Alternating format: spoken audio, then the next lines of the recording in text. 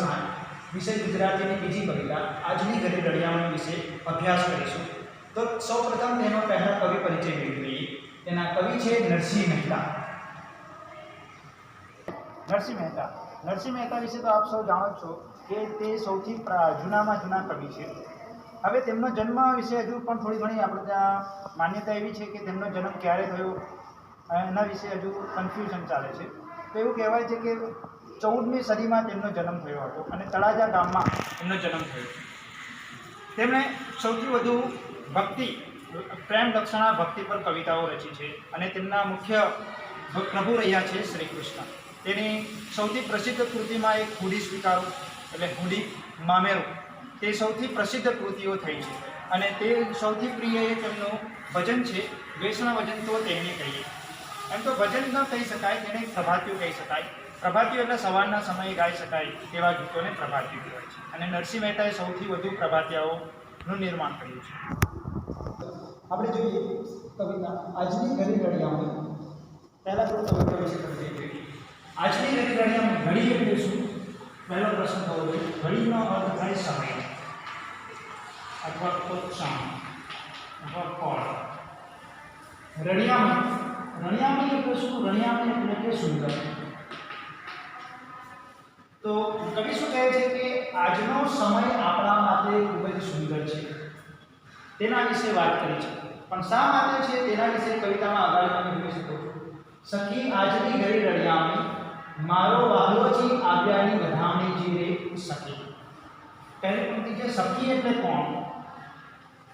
શ્રી કૃષ્ણ ભગવાન ને સૌથી વધુ પ્રિય એની ગોપીઓ હતી। તો અહીં પણ ગોપીની વાત થાય છે કે સખી એટલે ગોપીઓ। ગોપીઓ માટે અહીં સખી શબ્દનો ઉપયોગ કરવામાં આવ્યો છે। આજની ઘરે રળિયામણી એટલે આજનો સમય ખૂબ જ સુંદર છે, ઉત્તમ છે। પણ શા માટે તે તમે જોઈ શકો છો કે મારો વહાલોજી આવ્યાની વાત।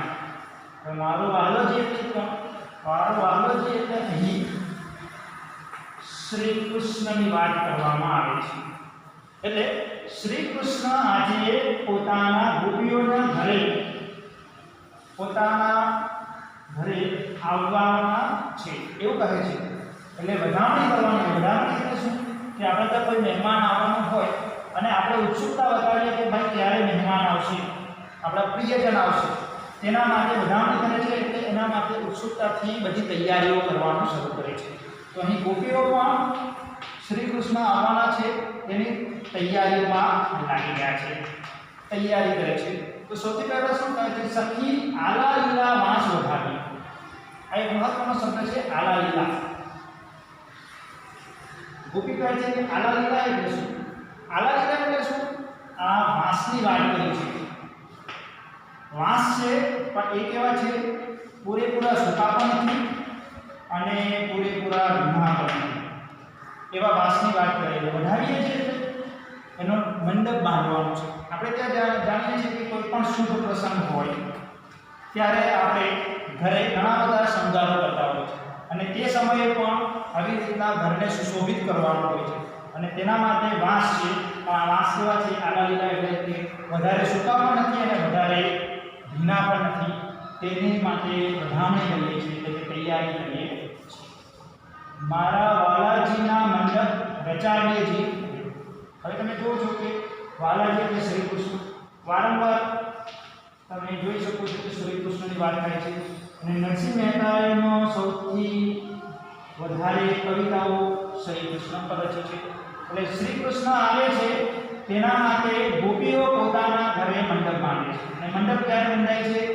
જ્યારે આપણા ઘરે શુભ પ્રસંગ હોય અને આ શુભ પ્રસંગ તેના કારણે આવે છે કે શ્રી કૃષ્ણ પોતાના ઘરે મહેમાન બનીને આવે છે, તેના કારણે અહીં મંડપની રચના કરવામાં આવે છે। અને આ મંડપ કેવી રીતના બનાવવામાં આવે છે કે આ સૂકા ભીના વાંસથી બંધાવવામાં આવે છે અને વાંસ પણ એક શુભ પ્રતીક ગણવામાં આવે છે।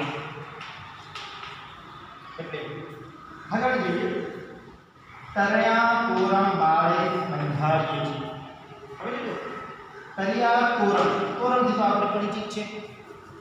બારે એટલે કે બારણે બંધાવીએ। હવે તોરણ છે એ પણ એક શુભ પ્રતીક છે. આપણે ત્યાં જ્યારે લગ્ન હોય, કોઈ સારો પ્રસંગ હોય, ત્યારે આપણે શું કરીએ છીએ કે આપણા ઘરે તોરણ બંધાવીએ છીએ. હવે આ તોરણમાં કઈ પ્રકારની વનસ્પતિનો ઉપયોગ કરીએ છીએ તે જરા જોઈએ.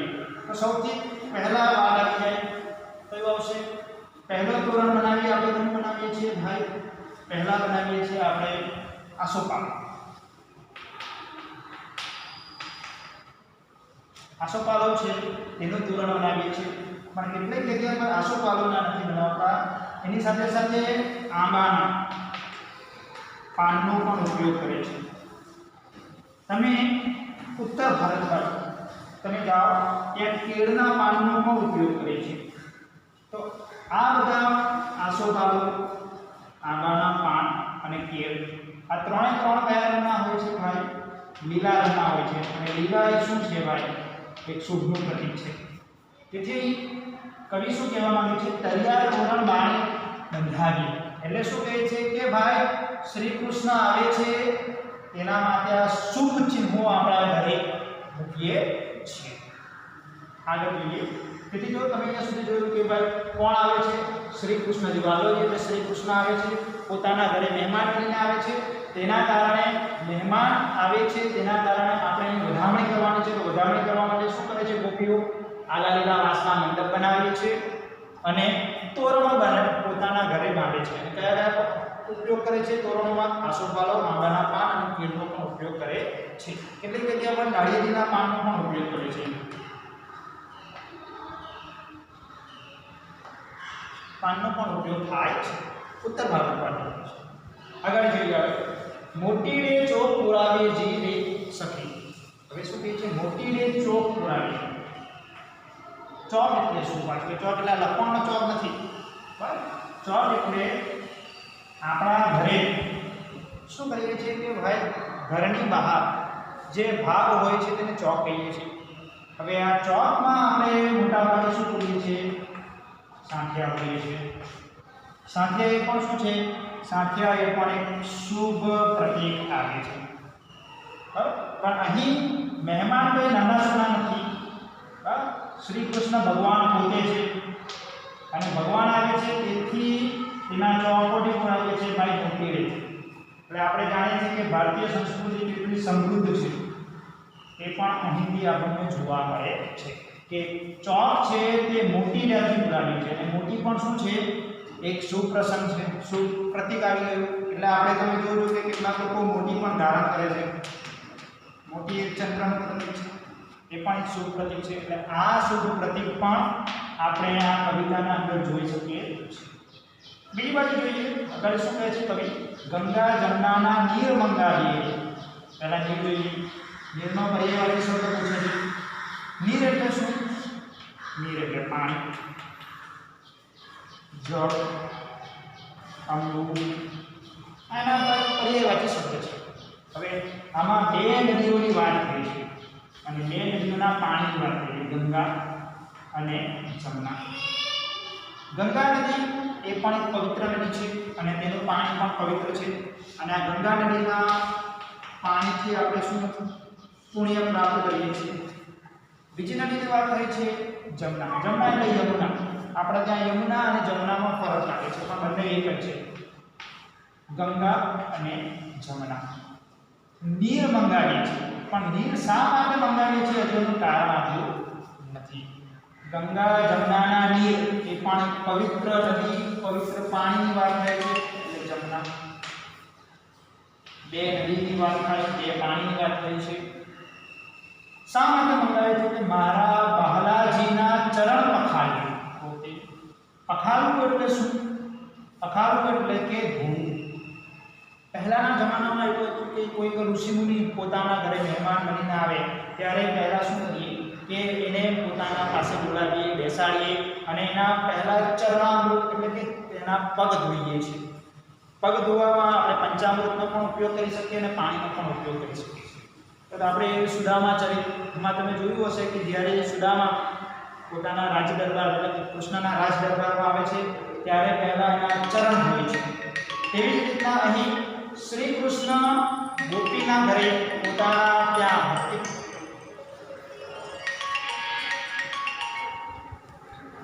પોતાના ઘરે આવવામાં આવે છે તો તેના માટે ચરણને પખારવા, ચરણ એટલે પગને પખારવા એટલે ધોવા માટે અને ગંગા જળના પાણીનો ઉપયોગ કરવા માટે પહેલેથી જ મંગાવી નાખ્યા. આ પણ એક શુભ પ્રસંગ છે. સહુ સખીઓ મળીને આવીએ. હવે કવિ એકલા નથી કહેતા કે તમે બધા જ આવો, બધી જ ગોપીઓ ભેગી થઈ જાઓ, કેમ કે તેમના માનીતા શ્રી કૃષ્ણ પોતાના ઘરે મહેમાન બનીને આવે છે. તો આજની ઘડી એટલા માટે જ રમણીય છે, આનંદદાયક છે. શા માટે? કે શ્રી કૃષ્ણ પોતાના ઘરે મહેમાન બનીને આવે છે. અહીં સુધી સમજ પડી? આગળ જોઈએ. વહાલાજીના મંગળ ગૌરાવીએ છીએ. મંગળ, વહાલા એટલે શ્રી કૃષ્ણના મંગળ. મંગળ મંગળ એ પણ એક શુભ પ્રસંગ છે. મંગળ એટલે કે સારા ગીત, સારા ગીતો છે તે અહીં ગૌરાવીએ છે. એટલે સખીઓ આવે છે, મંગલ કામના કરે છે અને તેમના ગીતો ગાય છે. પૂરો પૂરો સુહાગણ સાથીઓ. અહીંયા જોજો, પૂરો પૂરો સુહાગણ. સુહાગણ એટલે કે સૌભાગ્ય અધિષ્ઠિત સાથીઓ પૂરવાનું કહે. સાથીઓ એટલે ચોકત થયું એમ જોવા જઈએ તો. સાથીઓ આપણા ઘરે પણ પૂરતા હોઈએ છીએ. આ સાથીઓ છે કેવી રીતના પૂરીએ કે રંગોળી કામ કરીએ આપણે, દિવાળીમાં જેવી રીતના રંગોળી કામ કરીએ એ સાથીઓ છે. પરંતુ અહીં રંગોળી તો પૂરવાની છે અને આ રંગોળી પણ શું છે? શુભ પ્રતીક જ છે. તો પહેલાના જમાનામાં સાથીઓ કેવી રીતના પૂરાતા હતા? તો પહેલાના જમાનામાં લોકો જ્યારે રંગોળી પૂરતા હતા ત્યારે લોટનો ઉપયોગ કરતા હતા. લોટનો ઉપયોગ કરતા હતા અને તેનાથી રંગોળી બનાવતા હતા. તેથી શું છે કે નાના નાના જીવજંતુઓને પણ ભોજન મળી રહે તેવી શુભકામનાઓ પણ રાખતા હતા. અને તેથી તમે જોજો કે કેટલાક ઘરોમાં આજે પણ બહાર સાથીઓ દોરેલો હોય છે અને આ પણ એક શુભ પ્રતીક જ જોવા મળે છે. અહીં એટલે આ કવિતામાં બધા શુભ પ્રતીકોની જ વાત કરવામાં આવી છે. શા માટે? આપણા મહેમાન, વહાલા મહેમાન શ્રી કૃષ્ણ પોતાના ઘરે આવે છે તેના માટે આ શુભ પ્રસંગો જ બધા મૂકવામાં આવ્યા છે. ઘેર મલકતો આવે હરી હાથીઓ જીરે. હવે જો ઘરે આવે છે પોતાના ઘરે, મલકતો આવે છે, મલકતો એટલે ચાલતો આવે છે, પણ ચાલ કેવી છે? હાથીઓ એટલે હાથી જેવી છે. એટલે આપણે ત્યાં એક છે ગજગામિની,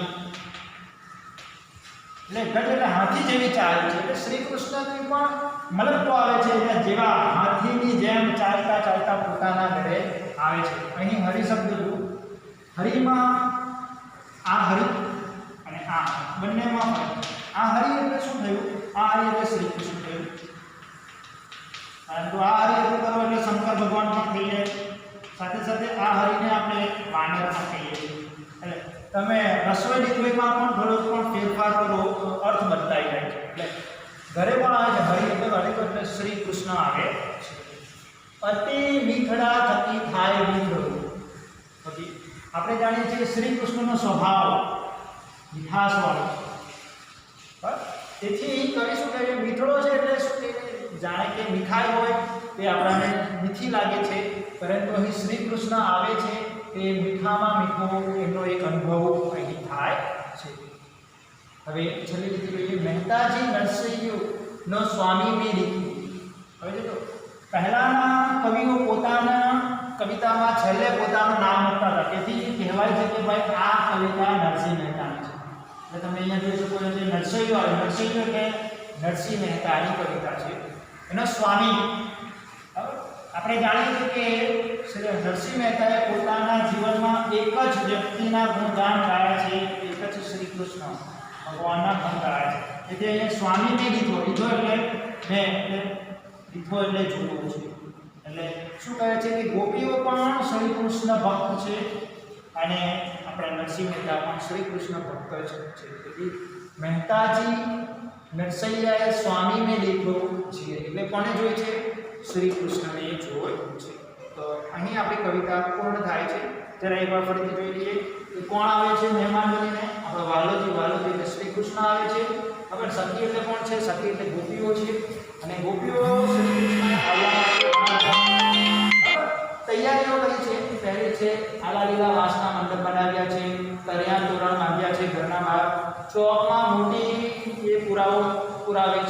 અને ગંગાજીના જળ અને જમનાના નીર શા માટે મંગાવ્યા છે? એમના ચરણ પખાળવા માટે, ધોવા માટે મંગાવી રાખ્યા છે.